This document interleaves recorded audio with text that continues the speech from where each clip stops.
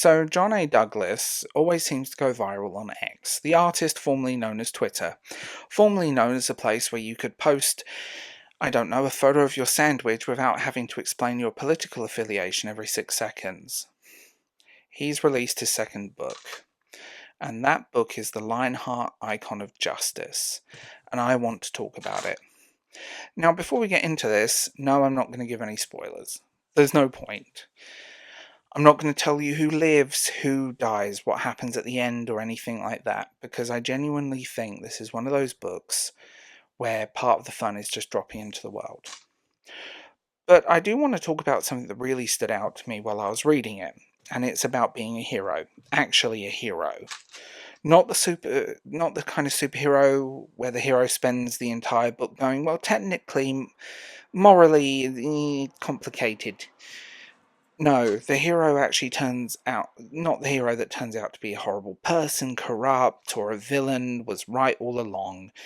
Not that the government is evil, the corporation is evil, or the superhero organization is evil, the dog is probably evil, just a hero. And honestly, I think we need more of that.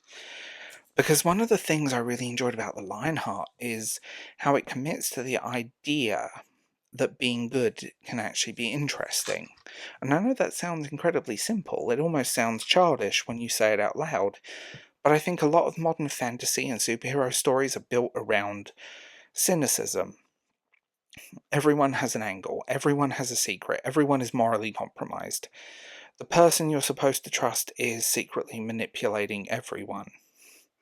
The hero has done something terrible, the villain has a tragic backstory and trauma, and the villain actually has a point, and the hero isn't that different from the villain, and this book is really someone's therapy session they've written down to deal with innate trauma that they've made up in their heads because they don't understand the world they live in.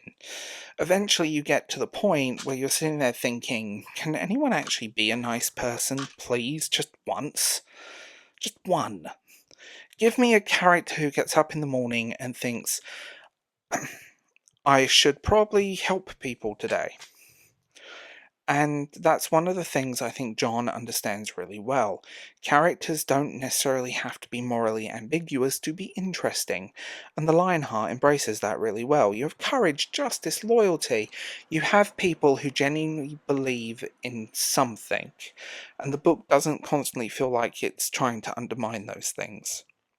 It doesn't go, well, yeah, but sometimes the good guy is just the good guy, and you know what, that's refreshing. Because I think we've reached a point where cynicism has almost become a shorthand for complexity. If a character is morally grey, people immediately assume they're complicated. If a character is genuinely heroic, suddenly we start asking whether they're too simplistic. And I'm not saying morally grey characters are bad, obviously they're not. Sometimes you need that. Sometimes you need characters who make terrible decisions and have conflicted motivations. I love characters you can understand while simultaneously thinking, dude, what the hell are you doing? But that doesn't mean every character needs to be like this. Sometimes you want a hero to be a hero, and that's what makes this interesting for me. Because this isn't just a superhero story, it's a superhero story set in a fantasy world, and that combination is something I don't think I've seen a lot of. I'm sure there are other examples, and I'm not going to pretend that John invented the concept of putting superheroes into fantasy, but I don't think I've ever encountered it. If you guys know any, tell me in the comments. I certainly haven't encountered many books that make this. I can't imagine this combination feeling very natural with a lot of modern writing styles, because you you have all of these things you can expect in fantasy. You have a world that feels bigger than the immediate story. You have history, different places. You have a sense that these things there are things happening beyond the characters we're currently following. And then you've got superheroes, and it works. I think part of the reason it works is because John is really good at understanding something that a lot of fantasy writers struggle with. You don't need to explain everything. You don't need to tell me the complete history of a kingdom that hasn't got anything to do with the story. You don't need 12 pages explaining why the Eastern Province uses a different type of spoon and I don't need to know the tax structure of a kingdom of whatever. Sometimes fantasy authors get so excited about their world building, the actual story disappears, and the Lionheart doesn't do that. The story feels big without constantly screaming at you how big it is. And that's really difficult to pull off, let's be honest. Because when you're writing a fantasy world, you obviously want the reader to know there's more about it. You want a sense of history. You want a feeling this place existed before the book started and continues existing after you've finished. Let's be real. But you also need to remember that you're reading a novel, and people will read the book, and I'm reading your book. I'm not sitting an exam on the geopolitical history of your fictional continent. And I think John gets that balance. He gets it. The superhero element also makes it interesting because you're taking something that we normally associate with worlds like ours, modern cities, comic books, and putting them in a fantasy environment, and suddenly you've got this completely different set of possibilities. What does a superhero actually mean in a fantasy world? What does justice look like? What does a hero represent? How does society react to somebody who is capable of doing things that normal people can't do? And because the world itself is fantasy, you don't constantly have to explain or justify why it's happening in terms of our world. It just exists. And I really like that. But probably the biggest thing I took away from this book is how much John has grown as a writer, because Lionheart is his second book. If you read his first, The Black Crown, you can really see the difference. And I actually really liked The Black Crown. I thought it was a good book. There's a video on my channel somewhere. But Lionheart feels like John has taken everything he's learnt from that book and gone, right, okay, let's do this properly. There's just a confidence to this writing. And I think it's one of the most interesting things about following an author from book 1 to book 2. You can actually see them figuring out what they want to do. The first book is often just throwing things at walls. You've got all these ideas, you've got a world in your head, you've got characters, you've got a story that you've probably been thinking about for years, and eventually you have to turn it into an actual book, and that's hard. Genuinely hard, because that version of the story that's in your head is perfect. The reader doesn't get to read that version. They get the version you managed to put on paper, and then you learn.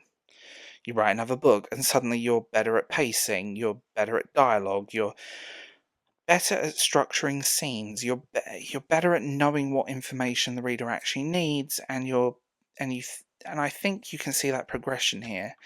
The Lionheart takes what worked well in The Black Crown and then feels much more confident about it. It feels bigger, it feels more controlled, and importantly, it doesn't feel like it's trying to prove anything. It's just telling a story. And that's another thing I really enjoyed. There's something incredibly nice about reading a book where the author clearly loves that kind of story and when they love telling it. Because you can feel it, there's enthusiasm behind it, and I think that's particularly important when your story is about a hero. Because if you're embarrassed by your own heroes, I'm probably going to be embarrassed by them too. If your book is constantly telling me that believing in justice is naive, eventually I'm going to stop believing in the world. If you commit to it, if you actually say, no, these people believe in this, they want to do good, they want to protect people, they want to make the world better, then suddenly you've got something. And I think that's why it just worked for me. It doesn't mean that it's simple. It doesn't mean everybody is good, and obviously you need a good villain. Read the book. You need conflict and people disagreeing and people making mistakes, but the existence of evil doesn't mean goodness has to be fake. And I think there's a distinction that gets lost a lot of the time with modern writing. You can have a genuinely good person in a complicated world. You can have somebody who believes in justice without secretly having some horrific underlying motive. You can have loyalty, courage, friendship. You can have people who care about each other. And they're the things that can drive the story. It doesn't make the story less mature, doesn't make it less interesting, and it definitely doesn't make it childish. In fact, sometimes I think writing a genuinely heroic character is harder, because if you're writing a cynical character, you can always fall back on cynicism. Well, I don't trust anyone. Well, I'm doing it. They're doing it for themselves. I'm Batman. Well, everybody is terrible. Okay, but what happens when you actually believe in something? The only reason I can do that voice right now is I have a sore throat. Um, but now you have to make things interesting. You have to show why they believe it. You have to show what happens when belief gets tested, and you have to make their goodness feel like a choice rather than a personality trait. And I think that's where Lionheart is at its strength. Because it isn't saying, here's a good guy, it's building a world around the idea. And that's what makes it work. I also think there's something really refreshing about reading this sort of fantasy right now, because so much of fantasy is dominated by misery. Everybody's got trauma, everybody hates everyone, everyone's morally corrupt, everyone's plotting against each other. And look, sometimes that's great, sometimes that's what I want. Sometimes I want to read something where everyone is having the worst week of their lives, but occasionally I want someone to save the day. I want a hero to walk in a room and actually be a hero, and I want a villain to be a villain, and not someone with daddy issues. I want there to be a line between those things. And I think Lionheart understands that you can have that without making your characters boring. That's probably what surprised me the most about this book. It's not that it's revolutionary because there's hero and villains. It's that it commits to them. It doesn't seem embarrassed by them. And I think that's something we've probably seen more people talking about as the books get out there. Because John has obviously been getting attention online because he's one of those miracle people that can just tweet on Twitter and everyone sees it. I'm not calling it X. Particularly the York City stuff. And now we've got this second book coming out and showing that this isn't just a one-off idea. There's actually a world here. There's a bigger story. And I'm genuinely interested in to see where he takes it. Because that's ultimately what you want from a second book. You want to finish it and think, okay, what's next? Hurry up and give me book 3. And that's where I'm at with Lionheart. I want to see what happens next. I want to see where certain characters go. I want to see how the world expands. I want to see what John does with the experience he's gained from writing the first 2 books. Because if you jump from The Black Crown to Lionheart, if that's anything to go by, I'm really interested what book 3 will look like. And that's probably the biggest compliment I can give. I'm not sitting here thinking, well, that's nice. I'm sitting here thinking, okay, John, when's the next one coming? I need to know. And I think that's what a good fantasy series should do. It should make you want to stay in this world, care about the people you're reading, curious about what happens next, and Icon of Justice did that for me. And no, I'm not going to spoil it. I'm not going to tell you big moments. I'm not going to tell you what happens to everybody. Go read it. Go into it knowing there is a fantasy superhero story, knowing that it's very comfortable with the idea of genuine heroes, and knowing that you're getting an author who I think has improved massively from first book to this book. And honestly, that's worth celebrating. Because sometimes you don't need an author, you don't need another story on how everybody is secretly terrible. Sometimes you need another hero you don't need another hero who spends 400 pages discovering they're actually the villain. Sometimes you just want a hero. You just want who believes in justice, who believes in doing the right thing. Someone who is willing to stand up when things get bad. And maybe that's not naive. Maybe that's actually the point. Anyway, that's my very spoiler-free take on The Lionheart, Icon of Justice by John A. Douglas. Really enjoyed it, and I think John has taken a massive step from The Black Crown forward, basically, and I'm genuinely looking forward to what happens next. If you've read it, let me know your thoughts. Obviously, keep the comment section spoiler-free, because somebody hasn't read it yet.